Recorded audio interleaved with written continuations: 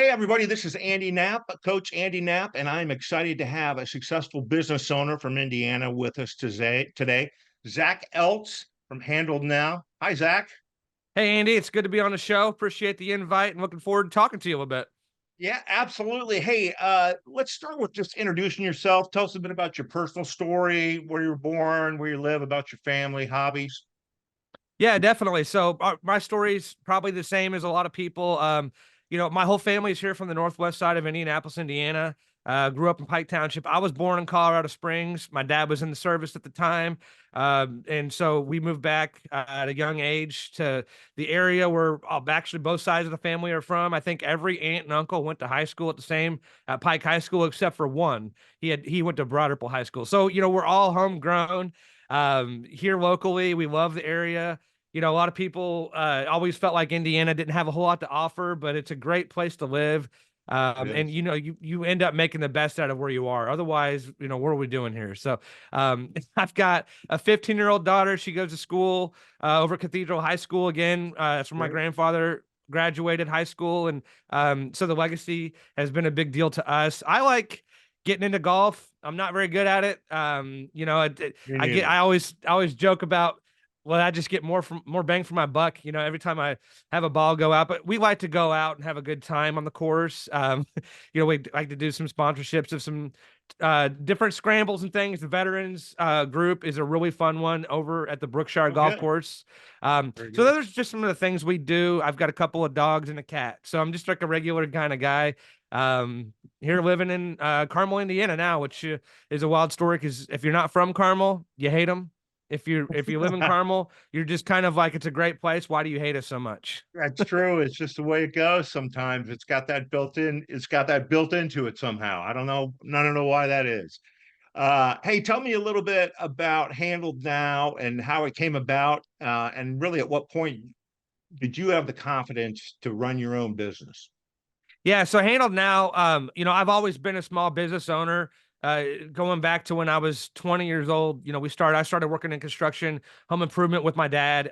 So it really kind of escalated when I got into the transportation industry. My youngest sister, so there's four of us kids in the family. I'm the second. I've got an older sister. I'm the second, younger brother, younger sister. So Rachel and I and cousin named Aaron, we kind of got together at one point and said, "Hey, what can we do to make money? Because we don't really want to work for anybody else. We have this entrepreneurship.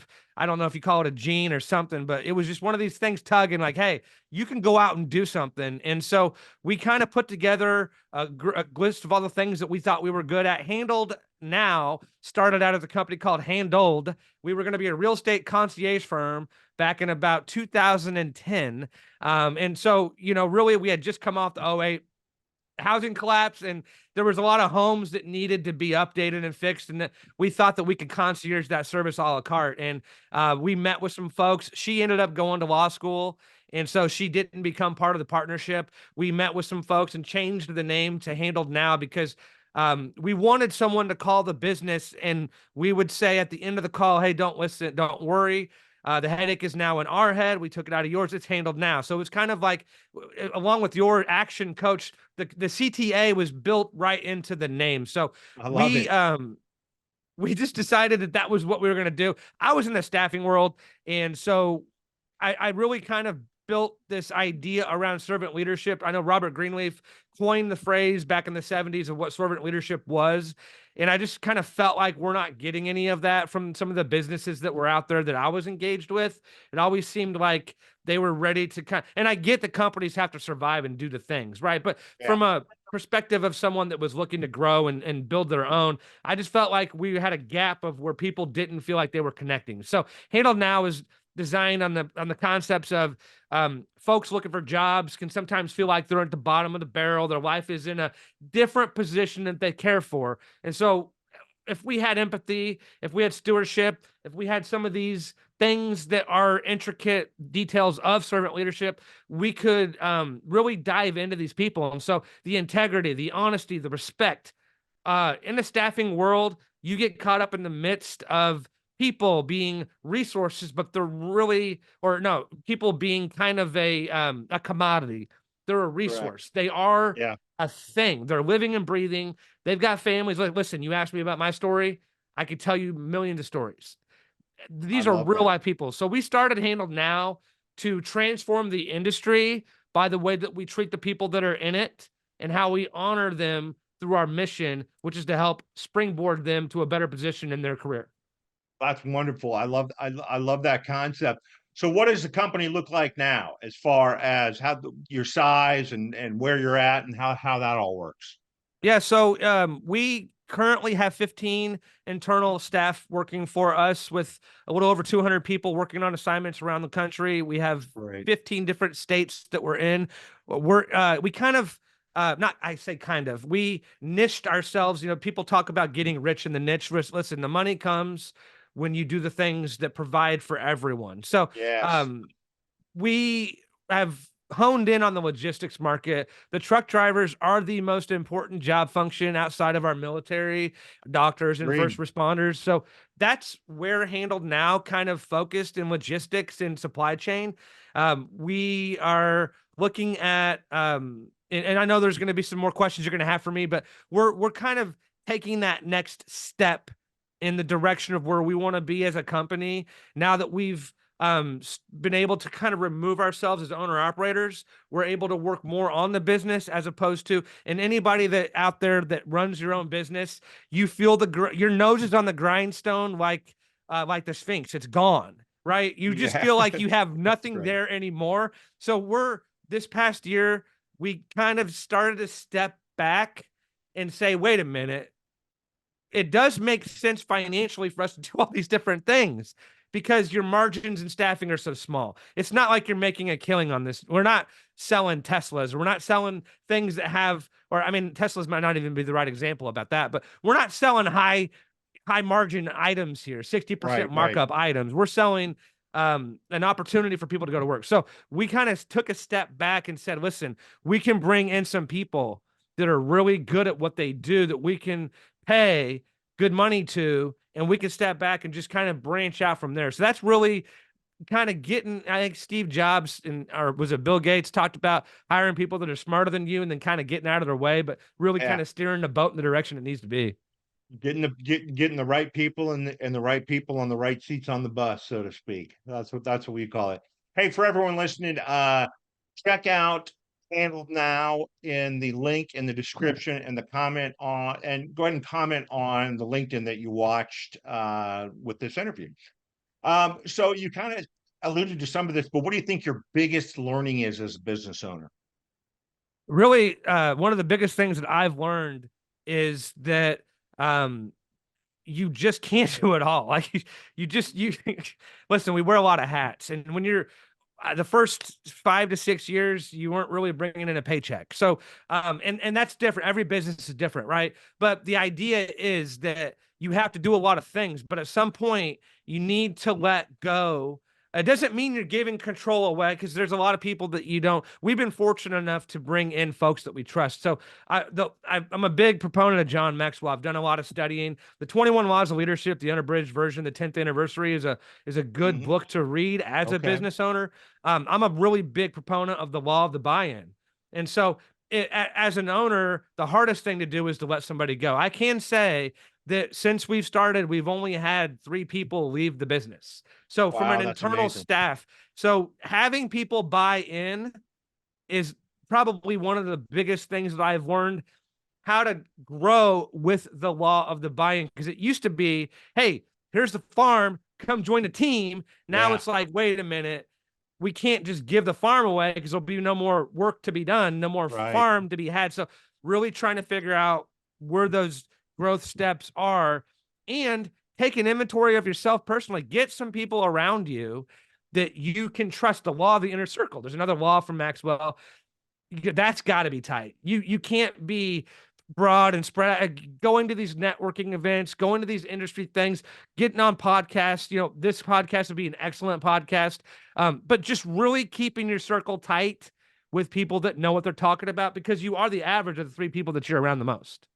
I love that. I love that. I love that whole concept. I was going to ask you the question. My next question was, what do you attribute your growth to? But I think you might have just answered it.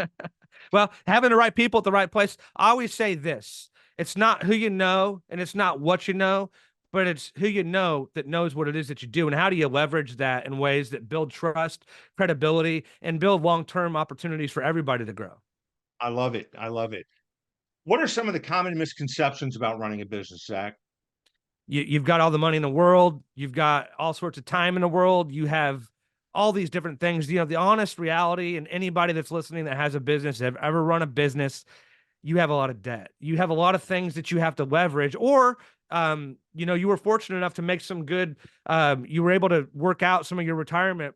If you had a retirement account that was able to get access to earlier, something along the lines where you were fortunate enough to have those types of tools at your disposal. But people think that you have all this money, that it's just growing on trees, that you can just give out a bonus every time you have a feeling. You can do so many different things. Yeah, you want to give out a positive light. You want to show opportunity. You want to show viability, Hmm. but you've got to make sure, like I mentioned, keeping your circle tight. You've got to make sure that people understand what your business is. You don't have to scream and shout from the stand or the pulpit that you know what's up. A lion doesn't roar and scream that they're a lion. They kind of show up through all the different elements of leadership. So, really getting the idea that, listen, we can all work this thing out as a company, but we're all in this thing together. Um, People often tend to feel like business owners are full of themselves, that there's some kind of Roman emperor. It's just not the case. We have a lot of vulnerabilities. I'll probably, if we had more time, I would probably be one of the most vulnerable people that you ever talk to, but I'm not afraid of what I don't know. And I'm not afraid of the things that I know hold me back. And so having that tight circle helps with some of those things. And it helps other people understand and maybe not misconceive what we do as business owners. That's excellent. I love what you just said. I heard a quote one time about great leaders uh, don't have to demand respect for people that follow them. They command it by the things that they do and the way that they act. And that's kind of what you were just touching on right there. I love it. So, and also another thing I'll say is, and we touched about with you and other things, a lot of people that see the tip of the iceberg when they see a business, they don't understand that 95% of what built this little iceberg up top of here is still hanging out under there, and you did a great job of describing that. No, absolutely. As you think about your business in the next 1 to 3 years, what's your number one development area or challenge to achieve your goals? So we're really trying to utilize a lot of the technology that's out there. Listen, folks, back in the turn of the century, when we went into the 20th century, a lot of folks, when we started driving cars, 10 miles an hour was the devil speed. Like, it was, cars did not need to go farther and faster than that. And now we have cars that, we're fortunate enough to live here in the Indianapolis, greater Indianapolis area, where the greatest spectacle one day event ever, the Indianapolis 500, is. Cars are going over 200 miles an hour. You can leverage this technology that's out there, this AI stuff. You don't have to be afraid of it.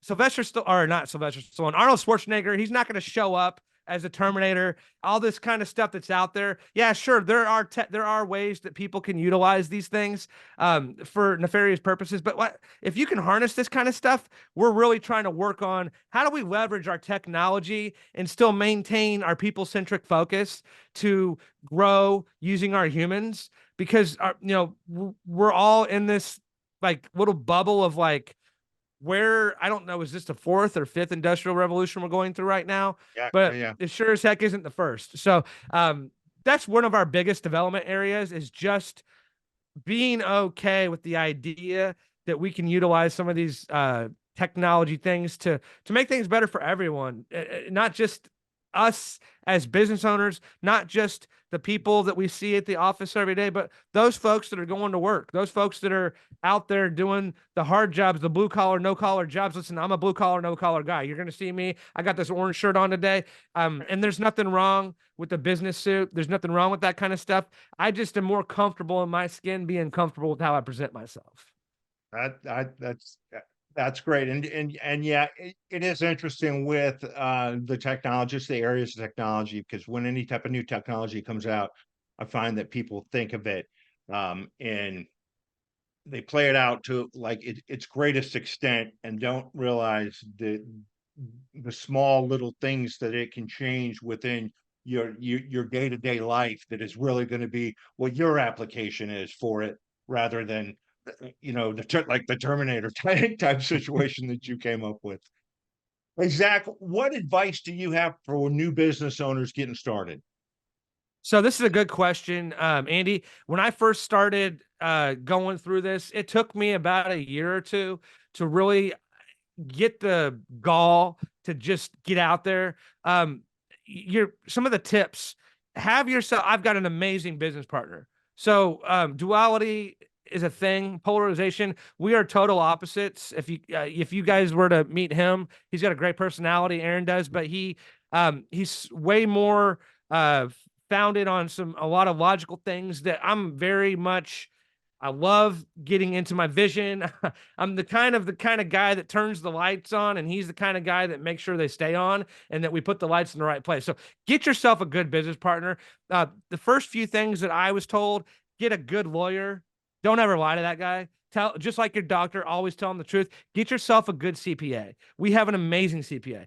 Get somebody that's going to work with you on things that matter to you, and you've got to be vulnerable. You've got to tell them you don't have to hide everything just because you have a good idea. Get some people in your circle, like I mentioned, the law of the inner circle. Get that circle, keep that circle tight, and don't be afraid to step out and do it. Listen, Jim Collins has a book called Good to Great, probably the most influential book that I've read from a business perspective on the hedgehog concept. So you're going to find something that you're passionate about. You're going to find something that you can be one of the top, in the industry. You could say the top dogs, and then you do something that's financially viable. It's got to be able to continue to create a monetization side to it. So wherever those three things come together, figure that out. If you circle those three rings, hit the darkest spot, and listen, if you shouldn't be afraid to jump off the cliff if you've got all the right people around you and set into place to do the things, and don't be afraid to do the hard stuff. It's the hard stuff that's going to really kind of show you who you are as a business owner. And don't be afraid of failure. Failure is just an opportunity for you to take a look in the mirror and see things just a little bit clearer. So just those are some of the best pieces of advice I would give for anybody out there thinking about starting a new business. That's great. That is inspiring, and it's interesting how many people are scared to take that leap. And the way you put it is just sums it up perfectly. Nothing ventured, nothing gained, but you got to make sure you got your pieces in the right place. Hey, Zac, you're an inspiring guy. Loved hearing about your company. It was an absolute pleasure to speak with you today. Thank you so much for being on the show. You're my first guest.